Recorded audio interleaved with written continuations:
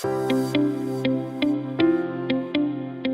guys, my name is Armin and I am a research and development engineer with the applications team here at Quanser, and I'm really excited to let you know that we now have Python support for some of our popular products such as the Qt Servo 2. Whether you prefer to use a traditional programming language when teaching your controls course, or you want to offer a applied programming course where students not only learn to program, but program real-world applications, using our Python API gives easy access to the hardware's full I/O, including all sensors and actuators, so you can develop your own controllers. So let's check it out with a few examples. Okay, so here I have a Python code that implements a PD position controller.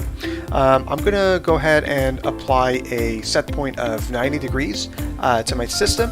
I'm also going to assume a zero derivative gain, so effectively I'll be implementing a proportional only controller.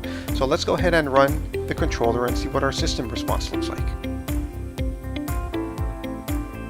There we go. We have a classic second order system response with a bit of an oscillation, and I know that by adding a bit of a derivative gain I should be able to minimize those oscillations. So let's go ahead and do that. I'm going to go ahead and rerun my controller and let's see what the response looks like.